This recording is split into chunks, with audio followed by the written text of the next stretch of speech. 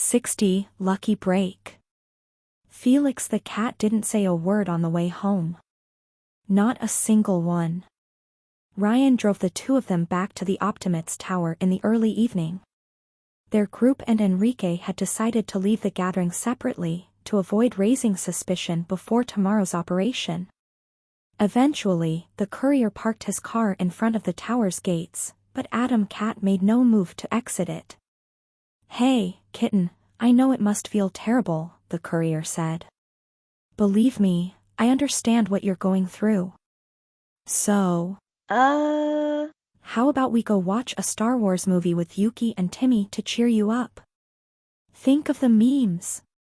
Felix briefly looked at Ryan, his gaze completely hollow, before he opened the car's door. The young hero walked towards the Il Miglior Tower in awkward silence, head down and hands in his pockets. Yeah. He wasn't feeling well and wanted some alone time. Ryan couldn't blame him.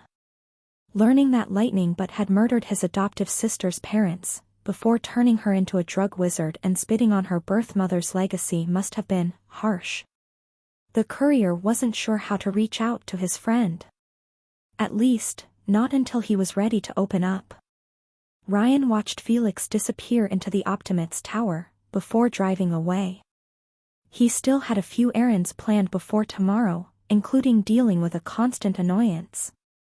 "Shorty," the courier called out while putting on the chrono radio. "Shorty?" "I'm here, Riri," she answered on the other end of the line. "We're getting rid of the meta tomorrow," Ryan said, as he drove south of the city. Il Miglior and the carnival agreed to attack them together. Good. But something bothers me. I have the feeling the Monada are after you specifically, and not because you want to overthrow the bourgeoisie. Len remained silent for a brief moment. I did attack one of their facilities. Though they deserved it. I can't explain why, but I have the intuition it was about something else." Alphonse was clearly pissed Enrique had released Len from custody, and Blackthorn still kept the genius under close surveillance afterward. "They were also under the delusion I was your brother, and I think it factored in their decision to hire me." "You think," Len cleared her throat on the other side of the line. "You think it has something to do with Dad?" Ryan couldn't confirm it, but his gut told him so. "Maybe. I get the feeling the company has skeletons in its closet." "Of course they do, Riri, their wealth is built on blood and suffering," Short replied with anger, before calming herself. "What about the brain-duplicating tech?" "I have an idea about how we can get it," Ryan said, his fingers tightening on the driving wheel. He had left the northern neighborhoods for the southern ones, closer to Auguste's territory. "But it's risky." Len marked a short pause, but seemed determined to help. "I'm listening. We know from the recording that Hector Monada lent the technology to PSY for research purposes," the courier reminded his best friend. "Which means it's probably in the bunker."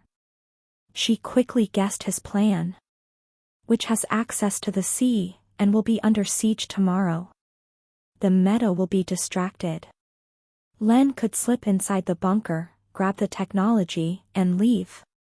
Ryan had the intuition Hector's sons would destroy it should they get their hands on it, if only to remove a threat to their inheritance. But it will be very dangerous, Shorty. I can take care of myself. I will do it, Riri." Another pause. "And, after it's done, you should come." "Shorty, are you inviting me to your place?" Ryan teased her. He could almost see her flustered on the other side of the line. "Why yes, but not like that.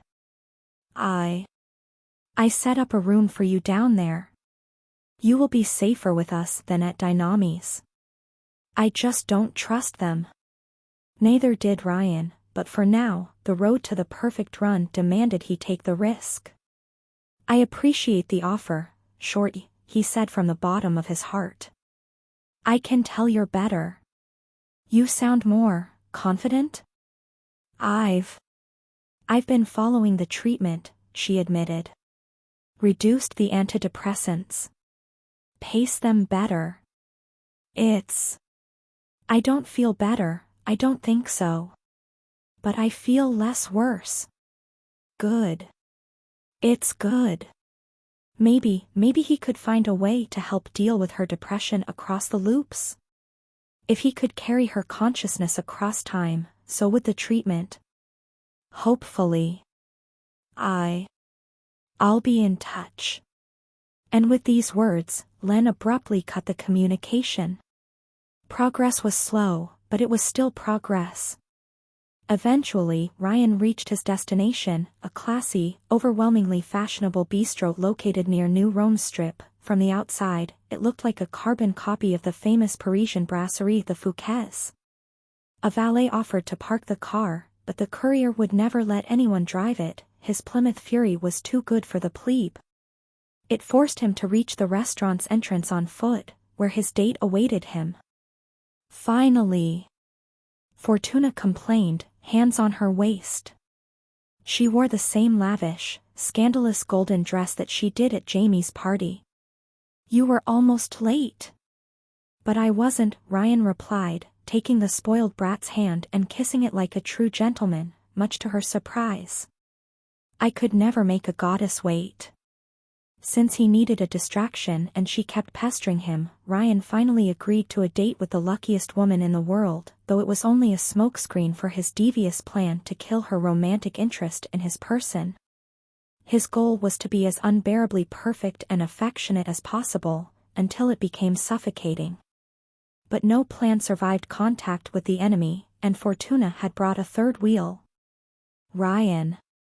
In contrast to her friend's outrageous outfit, Livia Augusti wore a modest, sleeveless crimson dress and golden bracelets. While Fortuna breathed glamour, the mafia princess embodied refined nobility. Good to see you again. Oh, I didn't expect you, Ryan said, trying to hide his unease while he glanced at Fortuna. I thought we were having a date. We are, but you will also make it up to Livy for leaving us stranded the first time we met, Fortuna replied with haughtiness. You will spoil the both of us. Of course, a divinity like you only deserves the best, Ryan lied while offering his arms to both women, and that's me. Livia smiled in amusement as she took his arm, while Fortuna took a little more time to touch his sleeve. Oh, it's cashmere. You like it? Ryan asked, surprised. It's genuine cashmere wool. There is no such thing as budget cashmere, Fortuna replied, as if he had said something stupid. Either it's perfect, or it isn't. Damn, they actually had one thing in common, taste. Who would have thought? The trio walked into the restaurant, guided by lackeys through wooden double doors. The deco was in the purest 18th century French style, with flattering candlelight illumination and exquisite decoration. It truly deserved its name of Le Parisien. Ryan had reserved an isolated table near the window, so Fortuna could look down on people outside. He knew she would appreciate the gesture. He also noticed that each of the tables were separated from the others by walls, to maximize privacy. The guests could speak without worry of being spied on. I am glad you finally accepted your place in the universe, Fortuna told Ryan, as a maitre d'hotel invited them to sit and distributed the menu cards. You have a lot to make up for. And I truly apologize for it, Ryan lied through his teeth. I saw you, Fortuna, but until you talked with your brother, I hadn't seen you. He took Fortuna's hand into his own by surprise, much to her shock. When I saw your passion at trying to reconnect with your brother, I was moved to tears. Through skills honed through countless restarts, Ryan seemed about to cry for a moment. Your heart of gold, it blinded me. I'm glad you finally noticed, she replied, utterly flustered. Meanwhile, Livia hid her face behind the menu card, clearly struggling not to laugh. Can you forgive me for my atrocious behavior towards you? Ryan asked with pleading eyes. Because I can never forgive myself. That depends on this date, Fortuna replied while regaining her composure. If it goes well, I will consider it. I understand, Ryan said, before calling the closest waiter. Darling, an assiette de foie gras et de salmon fraise for my beloved. Fortuna gasped. How do you know I love them? Did you ask Felix? Yes, he did, but a true gentleman always lied with a smile. I just wondered what the perfect woman would want, and it clicked. Of course it did. Fortuna replied with charming modesty, while Livia could no longer resist and let out a laugh. Livy, what was that for? Sorry, the princess said with a smile before lowering the menu. I find you adorable. You are adorable too, Livy. Fortuna put a hand around Livia's own in a sisterly way. I'm glad you agreed to come. You needed it. Thanks, the princess replied, though her smile turned sadder. I need a distraction, with all that's happening lately. Ryan, your mission for the night is to cheer her up, Fortuna all but ordered the courier. I will do my best, Ryan replied with a smile. You're quite close, I see. Our parents were very close, Livia explained. We were all but raised together. You could say our fathers were partners in crime. Fortuna chuckled at her own joke, but not as loud as Ryan. He immediately felt dirty. It was terrible, even by his standards. I have a delightful menu planned for you, the courier said. On one side, you have French cuisine, and on the other, everything else. I can only applaud your taste, but I'm surprised you invited us here, Fortuna said while waiters left to prepare their orders. I thought you were poor, and the menus here at Le Parisien climb into the thousands of euros. I am well off, Ryan replied. How well off? His date kept asking with a suspicious frown. Millions of euros stashed in various banks, Livia said, causing Fortuna to gasp. I've tracked down some of his bank accounts at major corporations. I was actually surprised. Well, one of the benefits of time travel was that Ryan knew which ventures would pay off. He even found the long-lost Templar's treasure, though it took him years and many adventures. Everyone in Italy used the euro because of its availability, with power blocks from post-war corporations like Dynamis to Augustus himself backing up its value. However, it only really applied to Italy. Some other post-war emerging nations used their own variant of the euro, but with a wildly different exchange rate, and a few warlords had started minting their own coins. Dynamis also spoke of eventually introducing their own coin to replace the euro in the next 5 years, though Ryan wasn't sure if they would follow through. My, I thought you were a toad, but you are actually a prince. Fortuna complimented Ryan. Only your kiss can reveal my true form, the courier replied with honeyed words. When in doubt, he would flatter her shamelessly. If you wish for a coach, you only have to ask. Thank you, but I already have a yacht. Ryan realized that this was a silent invitation from Fortuna to ask about her life, and he did.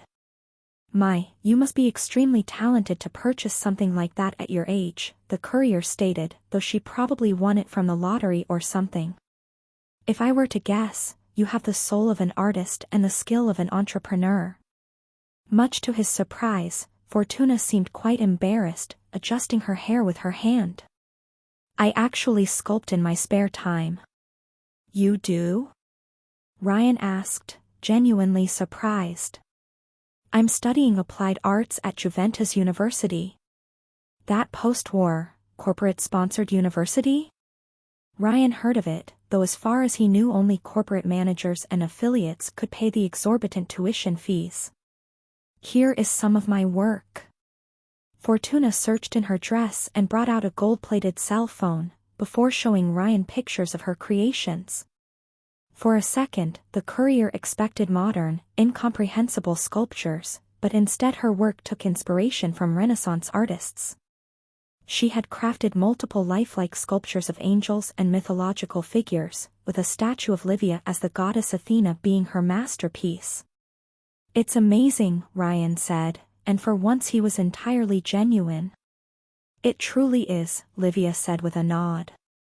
"You like them?" Fortuna fished for compliments, her confidence replaced with anxiousness. Much to Ryan's surprise, she was quite sensitive about this subject.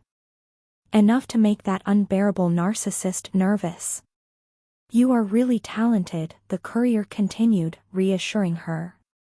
"I've seen a lot of self-proclaimed artists, but you have real talent." "Thanks," the blonde said with an embarrassed smile, a hand in her hair. "I'm considering making it a career." "But I thought you already had a job for the Augusti?" Ryan asked with a frown. "Oh, it's only temporary," Fortuna said quickly. "I fill in because my brother can no longer protect Livy as he should."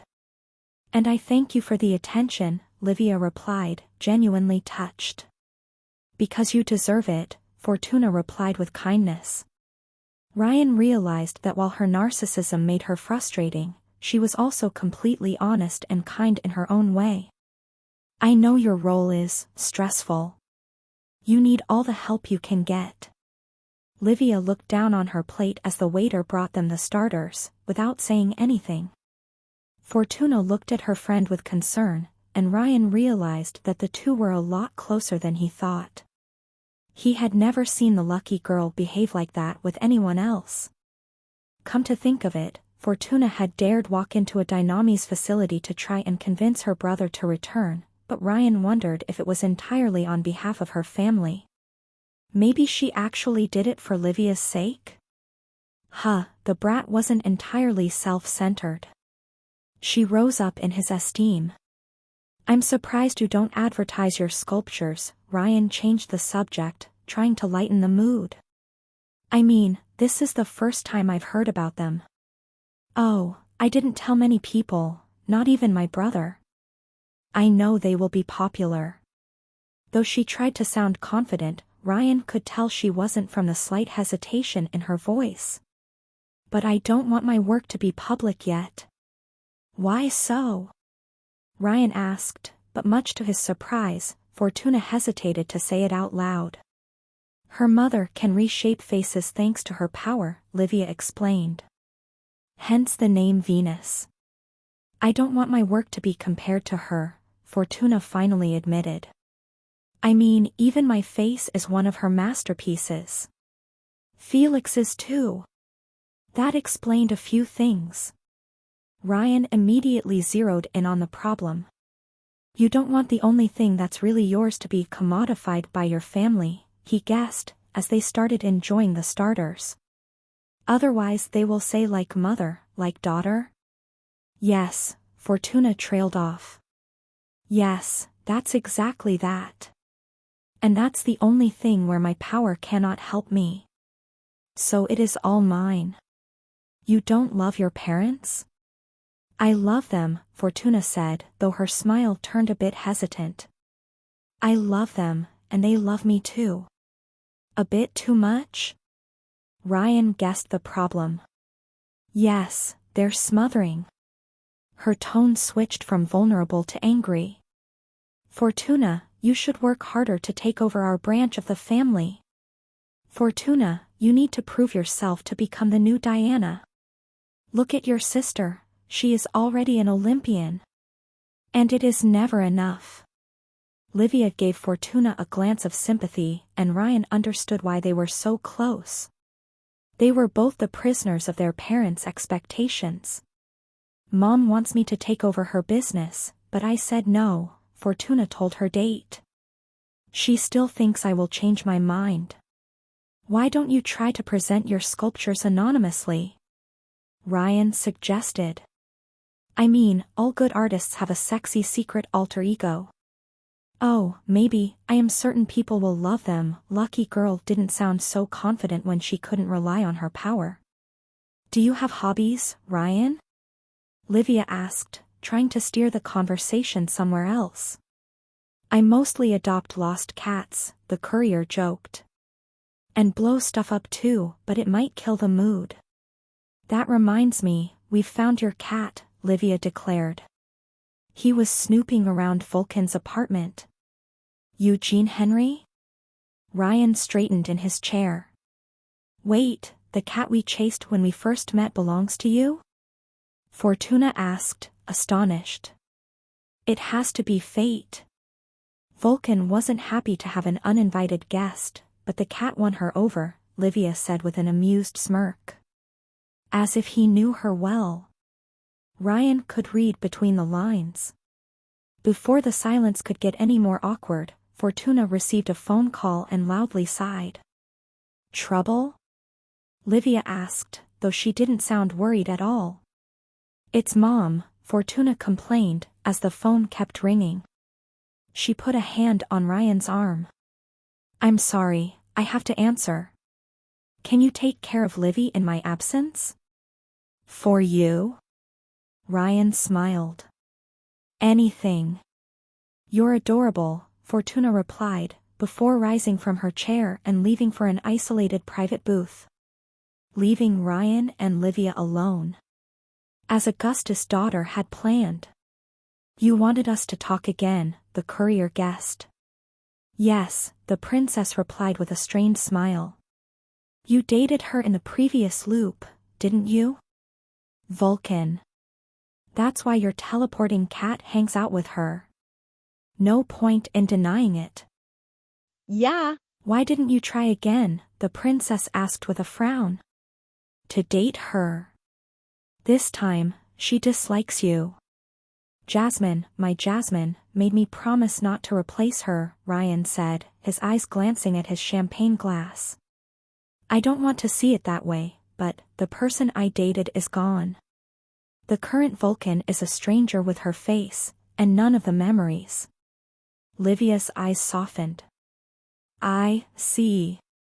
That's what you said before, about people forgetting you never getting any easier? Yes, he admitted. I try not to get too attached to anyone, but I forgot myself last time. Then what about Fortuna? What is she for you? There was a hint of reproach in her tone. An ungodly annoyance. It's all part of my diabolical plan to make her give up on my person. Livia raised an eyebrow in skepticism. By being the perfect gentleman? Well, yes. The more Ryan gave Fortuna the cold shoulder, the more she harassed him. Ergo, the opposite should make her stop. I don't expect you to understand my brilliant logic. Do not break her heart, Ryan, Livia warned him, her voice no longer friendly. Fortuna is my best friend, and while she looks otherwise at first glance, she is a sensible soul inside. Ryan was a bit skeptical, but she knew her friend better than he did. I admit I like her more now that she showed a little kindness. She is under a lot of pressure, more than you know, Livia said. The main reason why she joined the Killer 7 is to protect me. So I do not feel alone. I owe her for this. Even if you think there will be no consequences for hurting her feelings due to your power, I guarantee you that I will not forget it. Ryan joined his fingers, his face serious. Why are you here, princess? The real reason. She crossed her arms, her gaze turning to steel. The carnival, Ryan, Livia said, her tone venomous. It's about the carnival. Here they were. The real reason for her presence. I suppose this is why you wanted us to meet in a public place, with your unbelievably lucky friend nearby? You thought I would have you assassinated if we met in private? I keep seeing the carnival in New Rome lately, fighting the meta gang, Livia said. It's them, right? The people who asked you to blow up the Bliss factory. You brought them to the city. I can't see your actions, but they still make ripples. Yes, it's the carnival, Ryan admitted. No point in hiding it anymore. I warned you, I told you I would let you be as long as you didn't target my family, Livia reminded him. And I have. But you are willing to collaborate with the people who murdered my mother. It was an accident, from what I heard. Who told you that, Hargraves? She grew angrier by the second. Do you trust him? More than your father, Princess. During their first loop together, Felix had told the courier that Augustus once confronted an early incarnation of the carnival during his rise to power. Shroud, on Ryan's behalf, had expanded on the story after the meeting with Dynamis. Leo Hargraves had returned to the Costa family's farm for Narcinia's birthday, as he had promised, only to find the place in ruins. The carnival swiftly attacked Augustus, only to be pushed back after suffering terrible losses. And Augustus' wife Juno had been caught in the crossfire. I cooperate with the carnival and Dynamis to get rid of the meta, that is all, Ryan said. If anything, I convince them not to target your family to focus on the fatter problem. I get killed in alternate universes where I snoop around Adam the Ogre's operations, Livia admitted. They're planning something big, aren't they? Something so terrible they're willing to risk angering my father to keep it quiet. Yeah. But if all goes well tomorrow, they won't be able to pull it off. Her comment made Ryan wonder if Adam's decision to fire the Bahamut had truly been as impulsive as he pretended. Afterward, I will get rid of the Bliss Factory and hopefully you will never hear from me again. You brought the carnival here, Ryan, Livia argued. Everything they do from now on is on your head. They would have come anyway, I just pointed them in the right direction. Namely, Hanifat lectors. Ryan looked at her in the eyes. I stand by what I said, Princess. Don't harm my friends, and your people will make it out alive. In this loop, or in the next, she asked the hard question. I can't say yet, Ryan admitted. I will do my best, but I can't guarantee anything for this one. But I am a man of my word. The princess frowned at him, skeptical. Didn't you go farther into the future? I've lived lifetimes, but mostly in short bursts. Never more than months between two save points. Ryan looked away. With one exception, but I don't want to talk about it.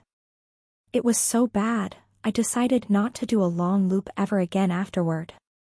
So you don't know how it will end? Livia shook her head. That's the only guarantee I have? Your word things will be all right eventually? You would prefer information? That would be a start, she admitted. I know your father has a brain tumor. The Augusti princess flinched at his blunt admission, her face turning into a blank mask. The Monada told me. She raised a wall of silence between them. Fine, don't talk about it if you don't want to. Your silence is an answer in itself. I thought elixirs cured you of these things, but I assume it's because he took 2 of them?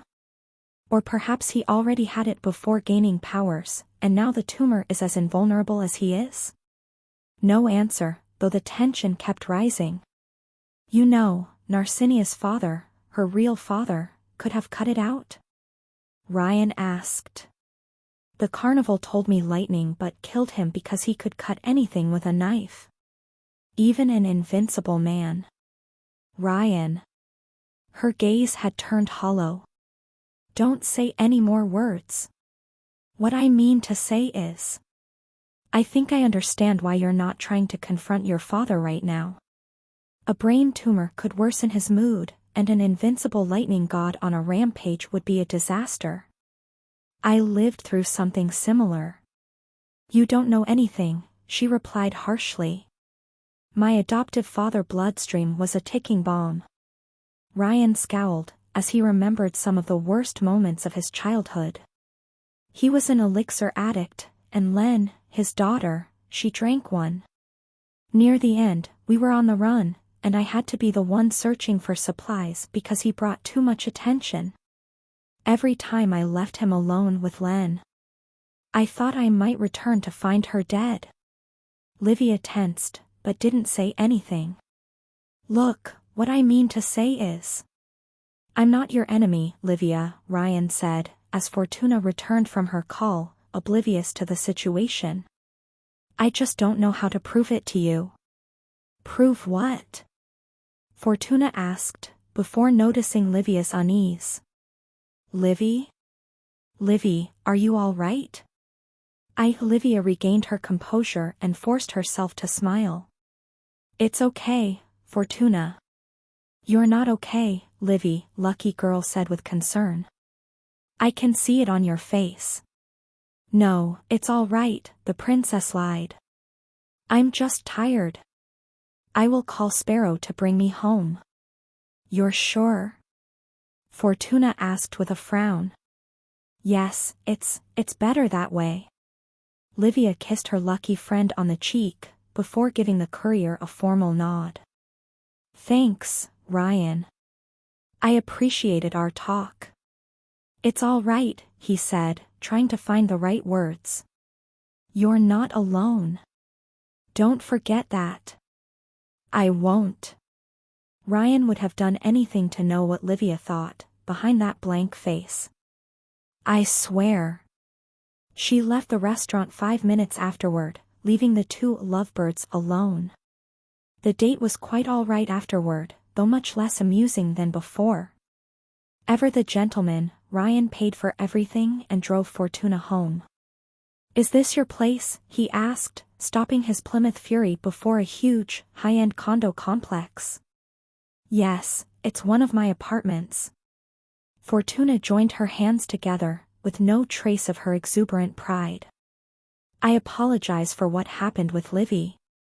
She's not having a good time. Gee, really? It's all Felix's fault. Fortuna complained loudly.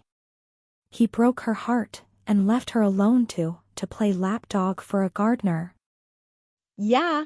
Livia's position clearly isolated her, and she had few friends to whom she could confess her true feelings. I am really thankful for your attempt to cheer her up. She truly needed it. Fortuna's face turned thoughtful. Ryan? Yes, the courier answered, knowing what would follow. I really hesitated, she said. Somehow, her tone reminded Ryan's of an executioner's. I really hesitated for a moment. But... Yes, Ryan thought. Say it won't work between us, and we're better as friends. But I have decided to forgive you, Fortuna said with a merciful expression. I will forgive you for your boorish behavior. A short silence followed. Oh my, thank you, Ryan said, outwardly happy and inwardly disappointed. Had his plan worked too well? I couldn't have lived without your forgiveness. I know, but you have it. I even enjoyed myself. Fortuna smiled and joined her hands, without saying anything else. He had the feeling she wanted to ask him something, but wasn't sure how to say it. Well, I guess I will walk you to the door and then leave, Ryan said, moving to open the car's door. It remained locked. Ryan frowned as he checked on the other doors. None of them opened. The Plymouth Fury also refused to start, even if 5 different backup systems should prevent that kind of problem. So that's how it is, Ryan muttered to himself. Is there a problem? Fortuna asked with a smug smile. Do you have 10 minutes to quickly show me your sculpture collection? Ryan asked with a charming smile. I don't want to bother you. Oh no. You do not, she reassured him, the very picture of false modesty. You do not bother me at all. This time, the car door opened normally. Damn it, her power was busted. 61, Death Warrant. It was May 12th, and Team Quick Save the Pandas had assembled. As he drove towards Rust Town, Ryan hoped this battle would go better than Vulcan's doomed assault against the Metagang. The time traveler had gathered everyone he could call upon, provided all the necessary intel, and he wore a cashmere suit. Everyone would soon move into position, Shorty included. The die was cast. Adam Cat remained silent at the car's front seat, having outfitted his costume with a dart bandolier. Ryan thought knives were classic for a reason, but the idea of someone getting beaten by explosive darts amused him to no end. The panda and wardrobe stayed at the back, the former whispering a song to himself, and the latter examining Ryan with her big, beautiful eyes. "Yuki, I know you designed my new mask," Ryan said, "but this is getting a little creepy." "You went on a date yesterday," Wardrobe said with a smile. "I can feel it. Did she have a gossip radar or something?" Then again, Ryan had returned to his penthouse suspiciously late into the night. In the end, the 10-minute visit lasted half an hour. Lucky Girl had incredible taste, both for interior decoration and her sculpture hobby, to the point the courier would introduce her to Wardrobe. He had the feeling they would get along fantastically well. However, while Ryan had enjoyed the date, his master plan had utterly failed. Lucky Girl just sent him a message saying she would allow him to invite her again. "It was nothing serious, Yuki," said the courier, "so I'm still open to new romantic applications." "Sorry, I really like you, Ryan, but I'm already in an exclusive contract with someone else." "Really?" "Congratulations," the time traveler replied with a warm smile. "That's wonderful." "Thanks, she's super nice, you will love her," Yuki said with a grin. "But we're talking about your love life. Is she an Il Migliore? Is it Len?" "I will leave you to your endless speculations, watching as you go down the rabbit hole." Wardrobe's costume instantly transformed into a cosplay of Sherlock Holmes, hat and pipe included. "Hey, that's cheating." Wardrobe observed Ryan, making deductions in her mind. "If I had to make an elaborate guess, I would say Adam Cat's sister Fortuna, and it didn't go farther than a chaste kiss." Adam Cat emerged from his silent reverie to look at Ryan in disbelief. "What?" he asked. "That's awesome, Yuki," the panda congratulated Wardrobe. "How did you figure it out?" "Elementary, my dear panda. You know Sherlock Holmes never said that in the Conan Doyle novels?" Ryan complained, but Wardrobe ignored him. "We know she was pestering him for a date, and from his expression, he clearly considered it a chore before being pleasantly surprised," Yuki explained, her mannerism mimicking Sherlock Holmes' most famous movie adaptations. Hence, he accepted out of a sense of obligation, perhaps hoping to subtly discourage her. His hairstyle is also well-groomed and his smell remains the same. Thus, we can assume the absence of physical intimacy. "I hate yellow genomes," Ryan said, glowering while ignoring Adam Cat's baleful glare. "I hate them so much. Also, why didn't you use this costume before? You could have cracked the whole conspiracy in minutes."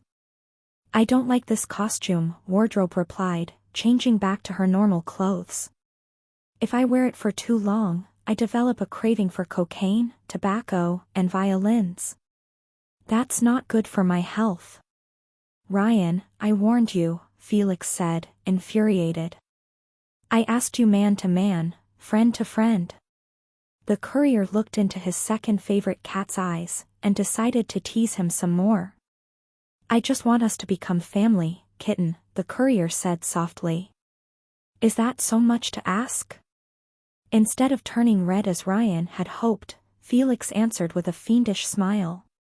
"Ryan, your adoptive sister," he spoke with the same teasing tone as the courier, "she's single, isn't she?"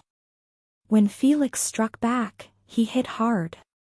"I see the kitten is young, but he has claws. I'm just saying, we could become a family, quickie. But if you take, you have to give back too." "That's great," Wardrobe said, finding twisted joy in the scene. "You marry each other's sister, and then your kids will have a teen romance. I can see the drama." Ryan looked back at the road. "You discovered my only weakness, kitten. You are a troll worthy of respect." "Thank you, now drive," Felix replied. "If the meta don't kick your ass today, I'll do it myself afterward." "Oh, we're going to Rust Town?" Wardrobe asked with a frown. I had the feeling we would go there, but Enrique refused to tell us until we arrived. I guess now the cat is out of the bag, we could check our intel, Ryan said, Felix rolling his eyes. This reminded the courier that he should sneak into Jasmine's foundry and recover Eugene Henry after the raid. Felix brought out his phone, having recorded files on it. Adam Fontaine, alias Adam the Ogre, alias the Brooklyn Cannibal, Adam Cat read the report while showing Wardrobe and the Panda a picture of Hannafat Lecter. The USA issued an international arrest warrant after he was suspected of murdering 4 people in Brooklyn, but he escaped to Europe on the Genome War's eve. Wait, he was a cannibalistic serial killer before getting his elixirs? Ryan asked. Every time he thought Hannafat couldn't get worse, he was proven wrong. Yeah. Adam was a psycho long before he went psycho. Orange/violet.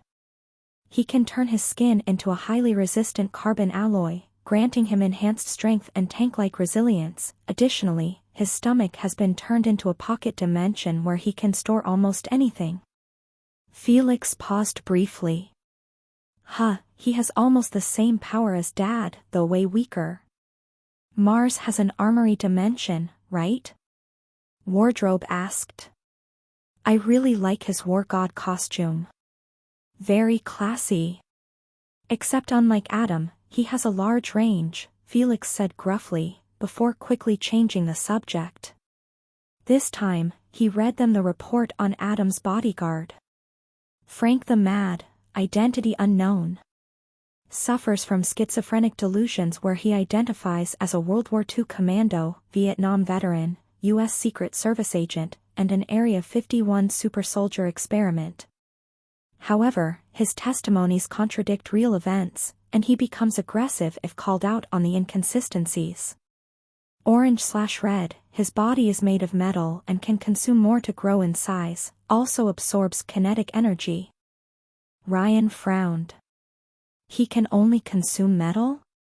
Not stone or ivory. Only metal, Felix replied, a little confused by the question. Why?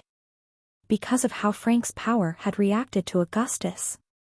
Ryan had heard the rumors that Augustus' body was in temporal stasis, which sounded plausible since he could act in the courier's frozen time.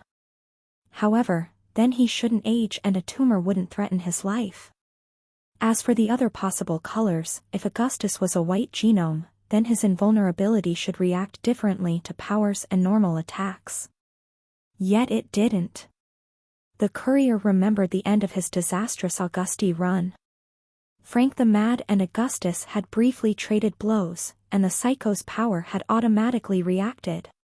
It tried to absorb lightning but, though it failed.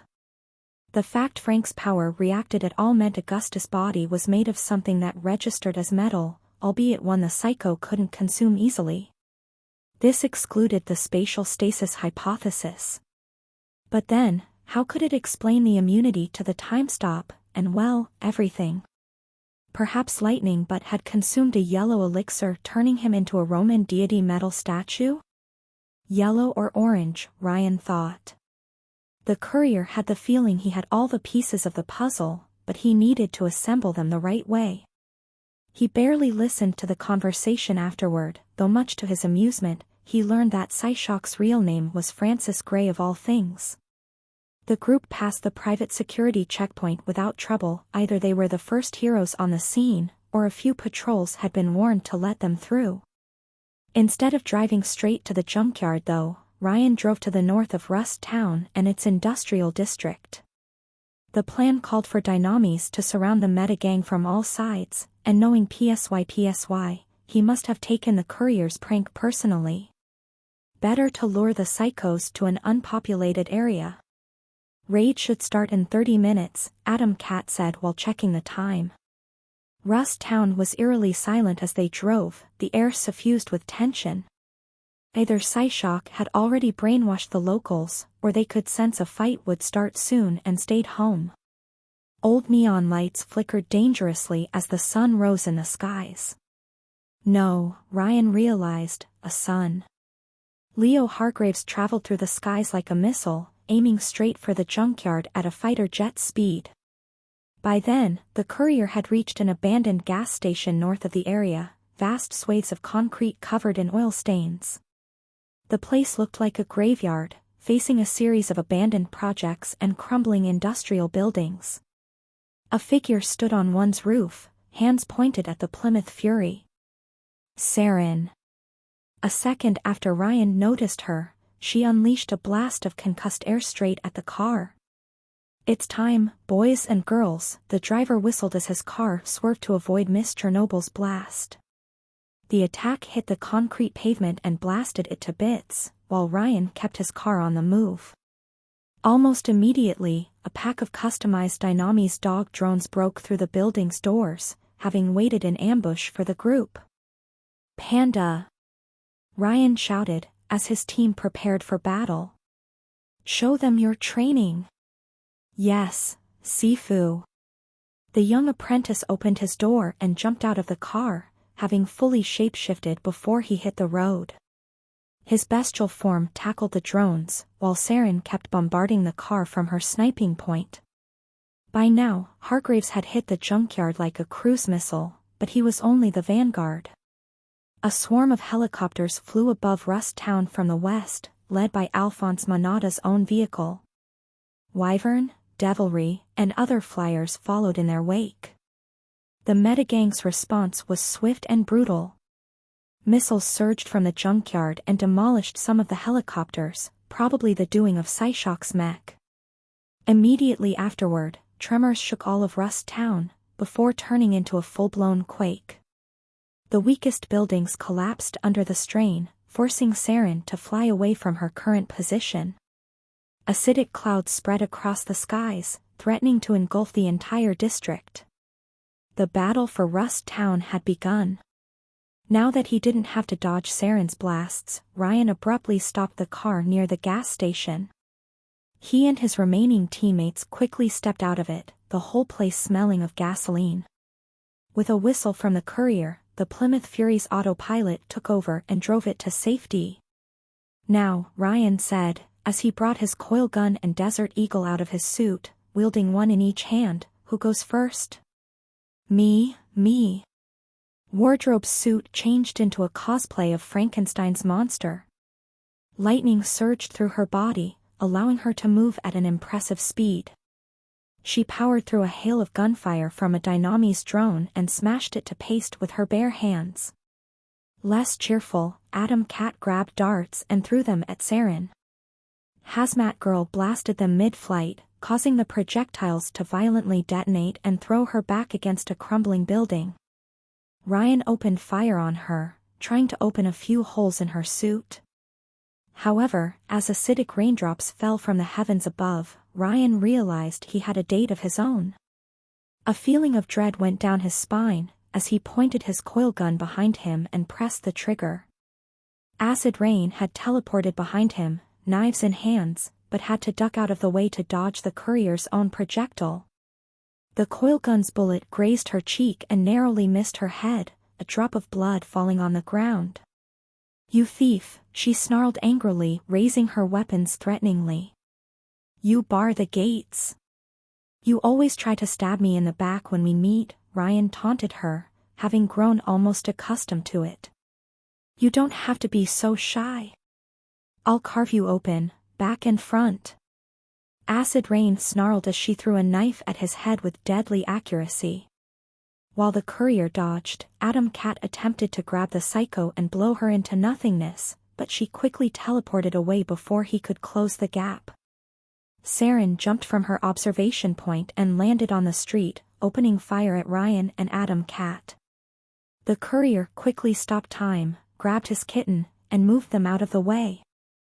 Hazmat Girl's blast hit the gas station and detonated whatever was left of the gasoline within in a fiery detonation.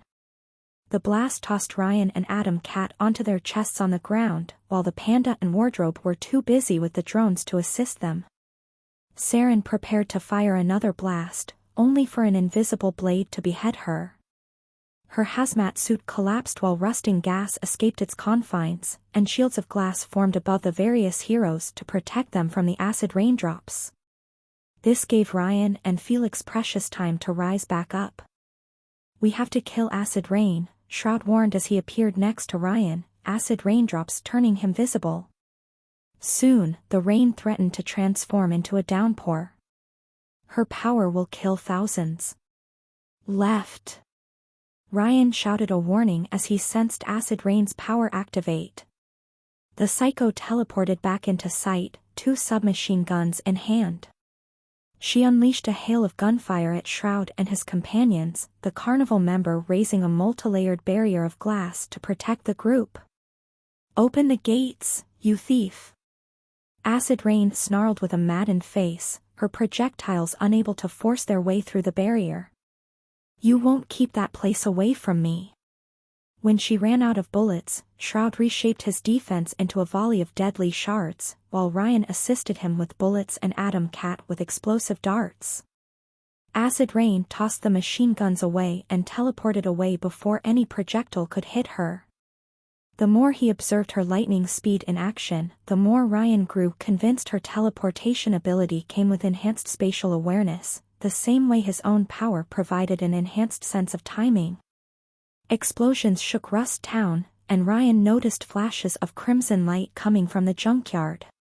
Frank the Mad came into view, now the size of a 10 meters tall giant and smashing a transformed wyvern through whatever buildings hadn't yet collapsed after the quake. Kaiju battle.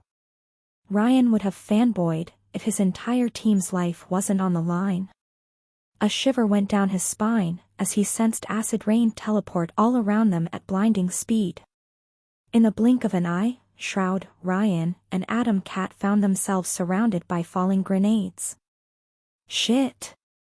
Ryan froze time to save his allies, grabbing as many grenades as he could and tossing them away before they could explode.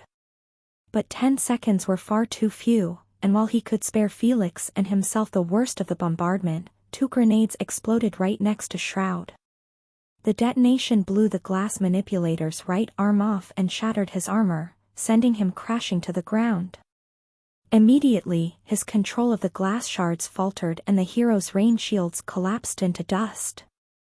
Ryan sensed acid raindrops eat at his cashmere suit, much to his chagrin. Worse, Acid Rain exploited the cooldown to appear right in front of Felix and stab him in the chest with 2 knives by surprise. The young man collapsed to his back, 2 knives still embedded in his body. Though he thought he had grown numb to these things, Ryan panicked. "Felix! Matthias! I'm on it!" Wardrobe broke away from her fight with the drones, leaving the panda to manage them, and rushed at the wounded. "Right!"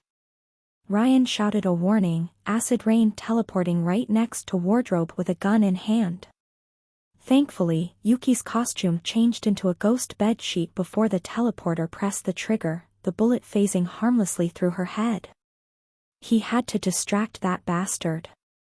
"I'm the one you want, Blondie." Ryan challenged Acid Rain, though she teleported out of his bullet's path. "I'm leaving for the purple world and stranding you here." The taunt worked, Acid Rain reappearing in front of him and opening fire with her gun. "You selfish punk, you think you can keep it all for yourself?" Ryan froze time to dodge, before engaging the Psycho in a gunfire version of whack-a-mole. The panda had smashed the last drone with his bare paws, while Wardrobe had changed her outfit to that of a nurse, dragging the wounded away from the battlefield. "She's too fast," Ryan thought, as he frantically attempted to hit Acid Rain and failed every time. And unlike lightning his projectiles couldn't change direction mid-flight. He could have brought Polly's facehugger missile, but decided against it. Such a weapon was safe to use when the courier fought the meta solo, but with teammates? The risk of the Psycho purposefully leading the projectile towards an ally was too great to ignore. This may have been a miscalculation. Thankfully, Acid Rain ran out of projectiles before he did. In the blink of an eye, she disappeared and reappeared to his left, nearly beheading Ryan with a katana. The ultimate one favors me, she snarled, forcing the courier to back down to avoid a strike. She didn't give him any time to aim, or even think of a joke. It wants me to win. Sifu, I'm coming. The panda attempted to flank Acid Rain and save his master, paws raised. Panda roll. With inhuman speed, Acid Rain dodged the attack and raised her blade to behead the slower animal. Realizing the danger, Ryan abruptly stopped time to force her to disappear, but the second time resumed, the psycho eviscerated the panda by surprise, spilling his bowels all over the ground. However, this gave Ryan a brief time window to aim, and he managed to hit Acid Rain in the stomach with the Desert Eagle. The psycho vanished before she could collapse, but some blood droplets remained behind. Sifu, the panda gasped, a hand on his stomach while his bowels spilled all over the pavement. Young apprentice. Unfortunately, before he could even reach the panda, Acid Rain teleported above Ryan and struck him in the head with a steel pipe. The courier's world briefly blurred and he dropped his guns, only to get hit in the chest before he could recover his breath. Once you're dead, I can finally go back. Acid Rain started pummeling him with 2 steel pipes, one in each hand. She had no style and no skill whatsoever, she didn't need them. She was pure savagery and speed. Even Ryan's enhanced sense of timing struggled to keep up the pace, and the acidic raindrops had started burning the skin below his costume. I can go all the way back. You think you can keep my family away from me? You're killing me. But while the courier couldn't match her in human speed or strength, he more than dwarfed her in sheer skill. Using a boxing move, Ryan sucker punched Acid Rain in the stomach, right where his bullet had hit. The psycho let out a scream of pain, but the courier kept pummeling this weak point, blood tainting her white shirt. She lost her breath, and dropped one of the steel pipes on the ground. Sifu. Acid Rain looked at her left, as the panda flanked her. He had shapeshifted back into a human, and as Dr. Tyranno guessed, it had fully healed him. The panda lunged at a distracted Acid Rain, fist raised, and shapeshifted in the middle of his attack. Instead of a human punch, the psycho took a full bear paw to the chest, some ribs breaking with a sickening crack. The blow tossed her backward like a rag doll, but she teleported away before hitting the pavement. Ryan sensed her teleport again above the panda, a knife in hand. She fell upon the beast like a guillotine, but the courier grabbed her wrist before she could hit him and tossed her to the ground with a judo move. She teleported away again, trying to stab Ryan from the left. This time, slowed down by her wounds, he managed to avoid Acid Rain's stab and punched her in the face. The more I get into a situation, the better at it I become. And now, Ryan grabbed the steel pipe on the ground. I got the hang of you, Rain Woman. Illustrating his words with action, Ryan hit her in the face, sending teeth flying. The psycho took a few steps back, while the panda and his master flanked her from both sides. Acid Rain panted in exhaustion, searching inside her pocket with a hand and raising her knife at the duo with the other. Blood flowed from her chest and mouth, her wounds taking their toll on her. Send me there. She raised a grenade at the heroes. Send me there, the psycho snarled, threatening to detonate the bomb. Send me there, you son of Dash. Boom. Before Ryan knew what happened, Acid Rain collapsed to the side, blood flowing from the back of her skull. A shadow had risen behind her, a rifle in hand. Good grief, poor old Mortimer thought she would never stop teleporting around, Mortimer said, as he reloaded his rifle. You all right, kid? Sifu, who is this guy? The panda asked, a little shocked by the assassin's surprise appearance. He looks like a supervillain. Because he is one, Ryan said, while glancing down at Acid Rain's corpse. Considering the downpour started to dissipate, she wouldn't get back up. You should stop doing that, it's almost vexing. Lady Death's got no owner, corpo, only dealers, Mortimer replied with a shrug. Anyway, you should check on your friends. I think your nurse dragged them behind a pile of concrete.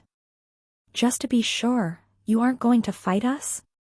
Ryan asked. Since Sunshine had made a very public appearance, the courier worried Augustus had sent the Killer 7 to attack the carnival and everyone present.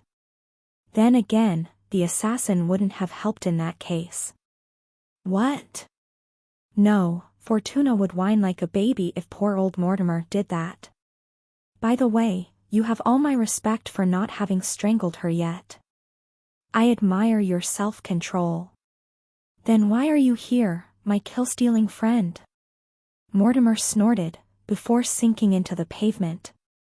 Miss Livia sends her regards. 62, quest complete. I'm losing him. Wardrobe panicked. It didn't take long for Ryan and the panda to locate their allies, who had turned the rubble of a collapsed building into a shelter. Cosplaying as a masked surgeon, Wardrobe had raised an improvised hospital tent from whatever material she could find. She had managed to stitch up Adam Cat's stab wounds the best she could, but Felix remained in a state of shock. Shroud, meanwhile, was losing blood at an alarming rate in spite of her best efforts. Acid Rain's grenade had not only blown off his right arm, but impaled his thigh with shrapnel. Can't you do CPR? The panda asked a stupid question. CPR can do almost anything, Yuki replied, but not give someone their blood back. But there has to be something you can do, the panda panicked. You could turn into Christ. I can't solve every problem by cosplaying as Jesus. Wardrobe protested, quickly losing her nerve as her efforts failed. Who can heal any wounds? I can't think of the right persona. I think I can help, Ryan said while searching inside his suit for a knife and wires, to perform improvised surgery. However, even an optimist like him thought saving Shroud would be a long shot.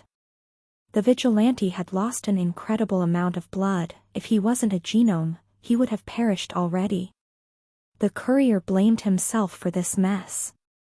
Ryan was used to fighting alone with no regard for collateral damage. He didn't do so well in a team, where he had to avoid friendly fire. The courier should have trained with his team before the battle, learned to coordinate better with the group.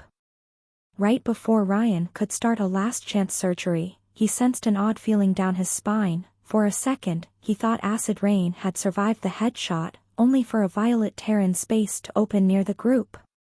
The carnival teleporter ace and someone dressed as a plague doctor stepped through, immediately flinching at their wounded teammate's sight.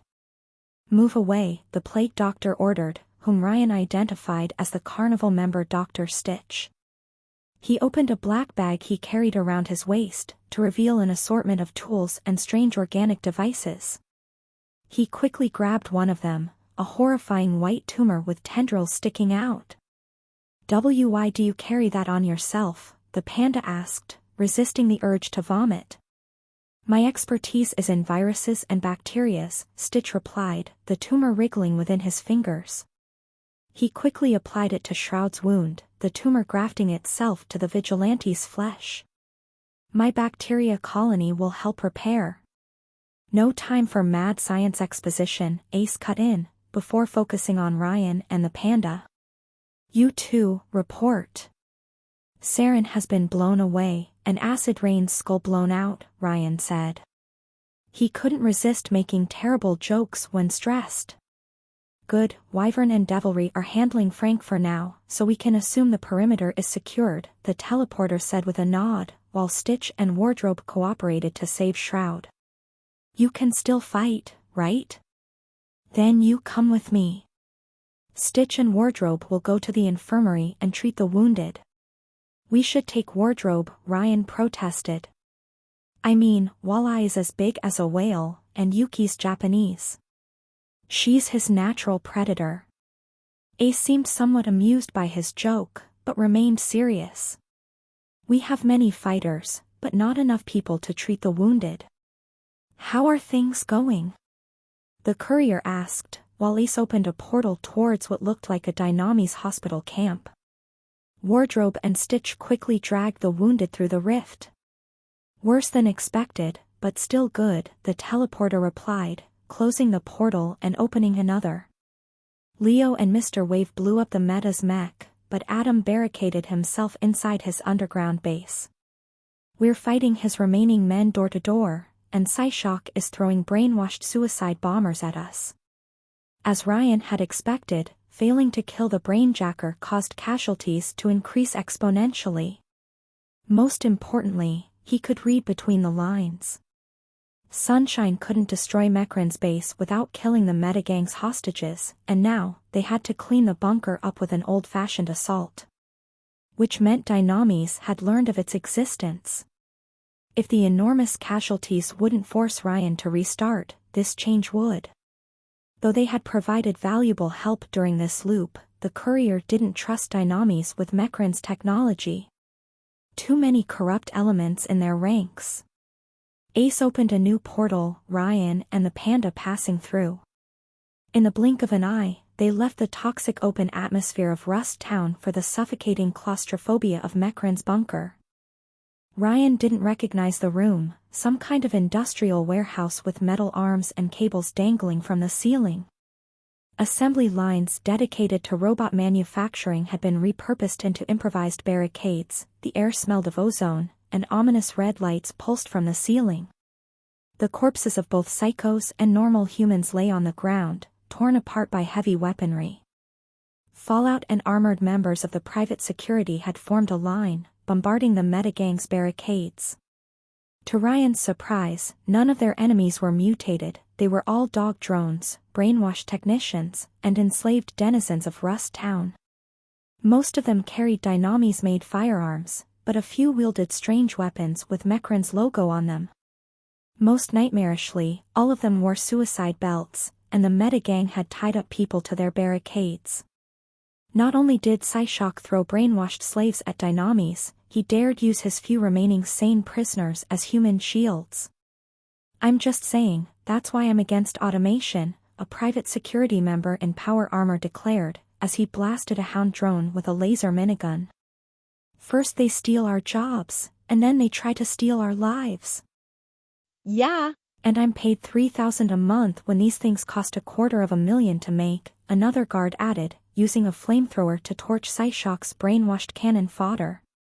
"That's the real economic inequality." "Shut up and keep fighting," Alphonse grunted, raising a hand at a technician threatening him with a rocket launcher. His metal fingers shone with nuclear energy, before blasting the attacker apart with a gamma ray. While the panda smashed through a barricade with a roar and Ace fled through another portal, Ryan approached Dynamis VP. "How are things going, Atomic Cancer?" "The brainwashed thralls blow themselves up if we approach them, and they use their free-willed captives as shields," Alphonse grunted, completely ignoring Ryan's nickname for him. "Disgusting. We have to take down Psyshock." Ryan turned around, noticing Enrique Manada behind them. The corpo kept one knee against the ground, surrounded by thin, nearly undetectable vines spreading through the bunker's corridors. "He is the backbone of their defense. If he falls, the rest will follow." "Green Hand?" Ryan asked, quickly lowering his head to dodge a stray bullet. "You're here too?" Surprised, Romano, the grass manipulator, replied dryly, fingers on the vines. Unlike Ryan's, the corpo's cashmere suit remained fully intact. "I thought you were more of a pencil pusher, bravely commanding from the rear." "You thought wrong." Enrique turned to face his brother. "Al, I've located Adam and Psyshock. Second room to the right. I suspect it is the base's command center." This worried Ryan greatly. If the Meta already managed to access the bunker's mainframe, it meant they might access the Bahamut. Knowing Big Fat Adam, he would press the trigger as soon as he could. "I will carve a straight path," Alphonse said, his metal hands shining with radioactive energy. "Brother, you guide us. Quick save, cover our rear." Does anybody have a spare gun? Ryan asked, having lost his own during the fight with acid rain. Take mine, Enrique said, searching inside his suit and tossing a Beretta at Ryan.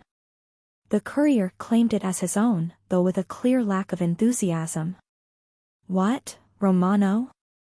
Not good enough for you? I'm disappointed it's not gold-plated. You have strange stereotypes about my social position, Romano. Enough prattle, Alphonse said, before putting his hands against the right wall. The heat increased as he channeled energy through the metal, melting it away. Within seconds, fallout had shaped a hole big enough to allow the trio to progress. After a few minutes of improvised digging, the group melted their way into a large room shielded by a colossal blast door. As Enrique had guessed, the area looked like the bunker's central mainframe. Large screens covered the walls, while 10 colossal server towers served as pillars holding up the ceiling.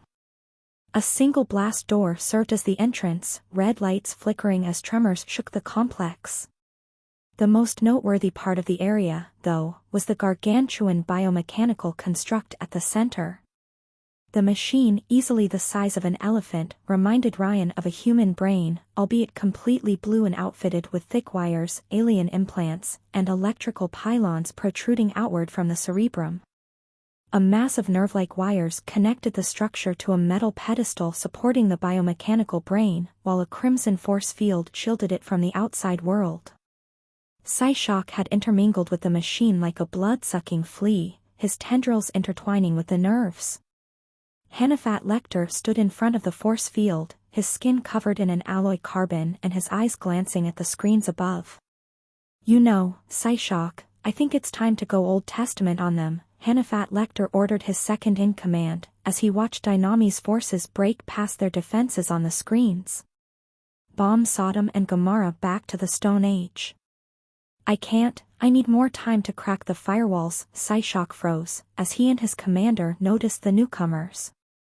His cold voice turned furious when he saw Ryan. Little Cesare, you and your sister ruined everything. Thanks, Ryan said, pointing a gun at the brainjacker while Alphonse raised his hands at Adam. It's always a pleasure. Fontaine, Gray, time to surrender. Even with all the chaos happening around them, Blackthorn remained icily polite. Release the hostages, you're surrounded. There is no escape.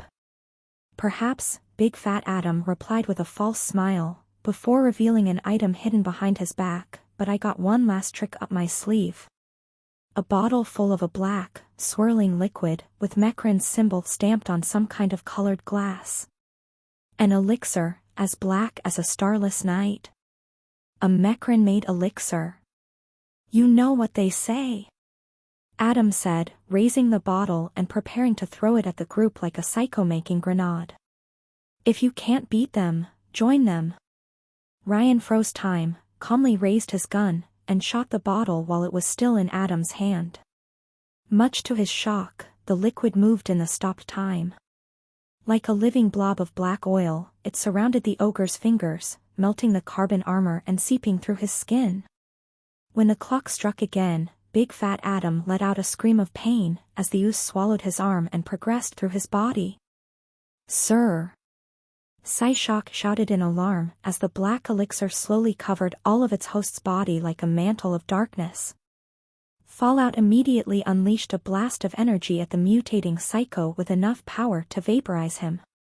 Adam raised his blackened hand, and an invisible force cancelled the atomic ray. It simply stopped existing past a certain point. Hannafat Lecter wished he had died though. His screams turned deafening as the black elixir melted his skin and flesh, leaving only blackened bones and organs. The psycho's body couldn't assimilate the black elixir, and it devoured him alive. What is this sorcery? Blackthorn muttered to himself, horrified by the sight. Meanwhile, his more ruthless elder brother increased the output of his blasts, to no avail. The black elixir's power trumped his own. Adam's skeleton shambled, the black ooze manipulating the bones like a puppet. The undead's body degraded at an accelerated pace, organs dissolving, and yet it could still form words. You, open, the voice didn't belong to Adam. You. The corpse raised a melted finger at an astonished Ryan, black ooze leaking from the emptied eye sockets. Blackthorn quickly forced the courier behind him, as if to shield him. Aww. He cared. You must open. Adam was no longer in control. The elixir was. Open the gate, send me, to the black, it is, the voice turned from pleading to agonizing, as Adam's jaw and throat started to dissolve. This dimension is not, send me, back. Afterward, even Hannafat Lecter's enhanced body could no longer resist the degradation. The words turned incomprehensible, as the corpse collapsed into a puddle of black oil, having consumed its own host. The sinister substance dissipated into nothingness. Of the Metagang's leader, not even dust remained. Well, it was one hell of a slimming cure. Ryan joked, trying to lighten the atmosphere. After a brief moment of silence, Fallout attacked Psyshock next. One of his nuclear rays hit the force field, unleashing a pulse of energy that shorted out half the screens. Yet the defensive barrier held. In response, parts of the ceiling opened to reveal automated Gatling turrets, all of them opening fire on the group. Ryan briefly stopped time and pushed Enrique out of the firing line, sparing him a volley of bullets to the face. Fallout's armor shrugged off the projectiles, while Dynami's VP increased his power's output. He unleashed a sustained ray of focused nuclear energy at the force field, until Ryan had to cover his eyes to protect himself from the light. An unstoppable force fighting an immovable object. The unstoppable force won. The force field shorted out, and Psyshock barely had the time to leap out of the biomechanical database before Fallout hit it. The blast vaporized the giant brain, organic and mechanical parts alike, and continued its way through the wall behind. Steel and glass both melted before this almighty power. All screens and lights turned black, leaving only Alphonse Monada's radiance to provide lighting, and the turrets abruptly stopped firing.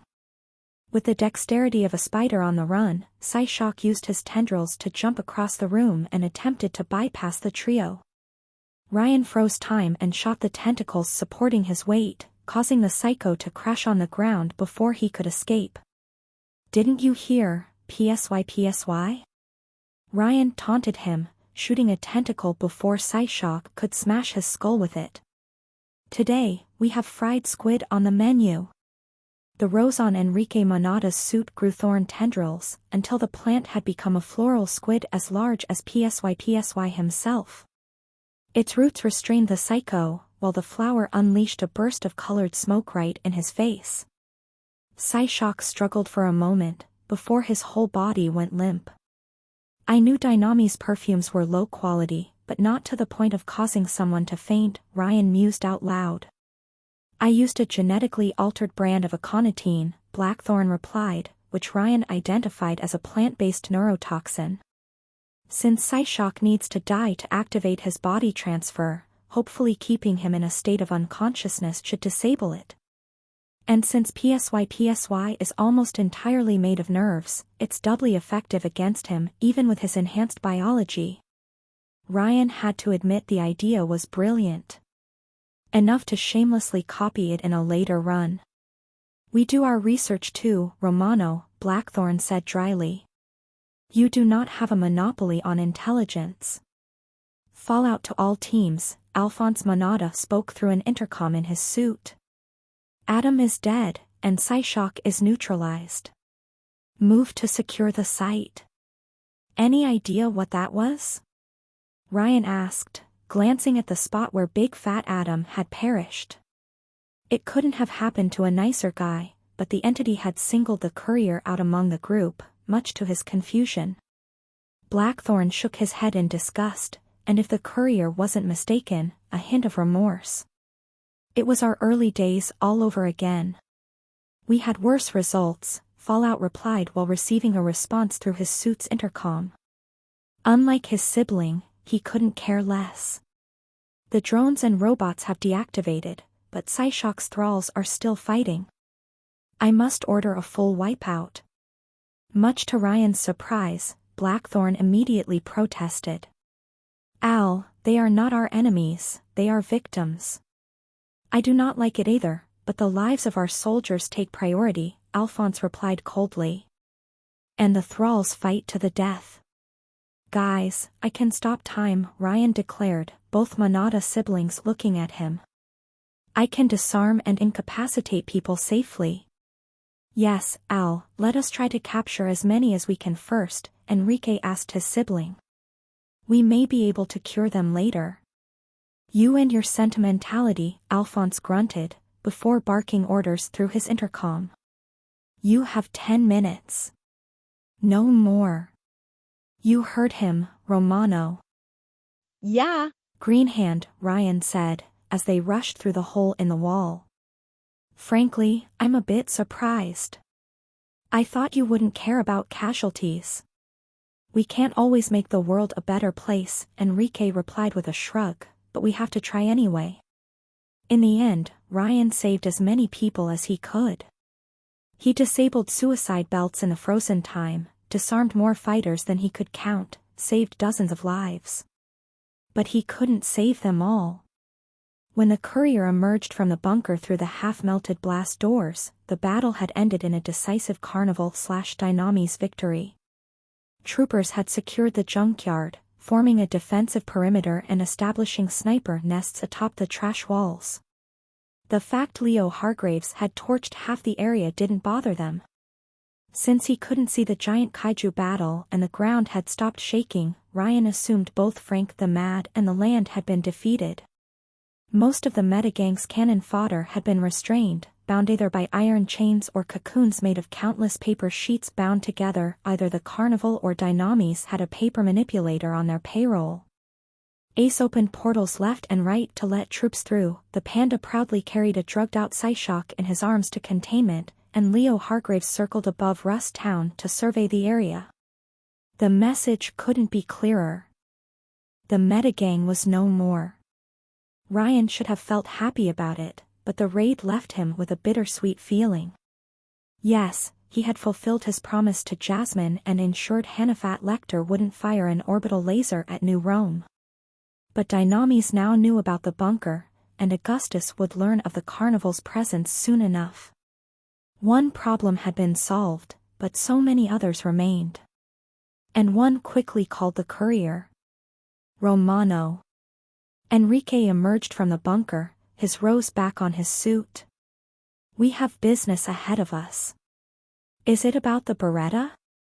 Ryan asked. Frankly, he would return it on principle.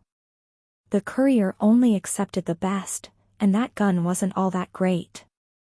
You may keep it for now, the corpo replied with a scoff. This is not over yet. Stragglers to deal with? Can I run them over? I love doing that. Leave the mooks to our troops. Enrique raised his eyes, as Leo the Living Sun floated down to their position. Hargraves. Enrique, quick save, Sunshine greeted both of them as he landed on the ground. I assume the bunker is secured? Yes, it is, Enrique replied, looking at the Living Sun's head. You knew about it. Sunshine remained silent a split second, but was too much of a shining knight to lie. Yes. As I thought, Enrique replied, not truly surprised. I suppose you worried that word of this place might reach my father or Augustus. Wise, but troubling. You know this technology is dangerous. It ended the world once. In the right hands. There are no right hands, Enrique, Leonard interrupted Blackthorn, and Ryan was sorely tempted to agree. Mekran's legacy has to go. Perhaps. In any case, we can decide what to do with this bunker like civilized people, after we deal with the problem at hand. Enrique crossed his arms. What about you? I neutralized the land with Origami's help, the Living Sun replied. And I'm confident we captured or killed almost every psychoactive in Rust Town. The only ones unaccounted for are Incognito and Gemini. They must have used their powers to slip amidst your troops and escape. I do not worry about these two. Without Adam to provide direction, they will be nothing more than a nuisance. We'll catch them eventually. Then we should be done, Leonard said, arms crossed. Or are we? There is still one last source of concern, Enrique said as a noise echoed from above. Ryan raised his eyes, noticing a helicopter preparing to land. We found the evidence we needed, and Alphonse wants to arrest our father before he can organize a counter-coup. We're going to the family manor, and we will clean up this mess once and for all. I will go there first, Sunshine said, preparing to take flight. Make sure he does not get away. Do not engage and wait for us, Blackthorn commanded, Leo flying away with a nod. Once the living sun was gone, Enrique turned to look at Ryan. Considering you planned all of this, I thought you might wish to be present as well. Plan? Ryan chuckled. I don't plan, I adapt. You truly take me for a fool, Romano, Enrique replied with a frosty tone, but suit yourself. I warned you back then, once the day is done, we will have a talk. I will drive to our destination, Ryan said with a shrug. No offense, but my ride is classier than yours. Move quickly then, Enrique said, straightening his suit as his helicopter blew dust in all directions. History won't wait for you. If only he knew. Without wasting any more words, Ryan walked out of the junkyard and whistled as loudly as he could. His Plymouth Fury self drove to the Trash Labyrinth's entrance, spooking a few Dynami's troopers, but Ryan prevented them from committing suicide by raising his hand in peace. The second he sat on the driver's seat, Ryan turned on the chrono radio. Shorty? Shorty? For a short while, Ryan worried the answer would never come, but it did. Riri? Riri, can you hear me? Thank God, you're alive. The courier let out a sigh of pure relief before looking at the skies. Enrique's helicopter flew east of Rust Town after Leo Hargraves. Where are you? Are you all right? Is everything okay? I'm fine, she replied while the courier followed Enrique's helicopter. Under the sea. I fled through the tunnels when Dynamis invaded the lower levels. And I. Ryan's fingers tensed on the driving wheel. I have it, Len declared, a quiet sense of triumph in her voice. I have the brain tech.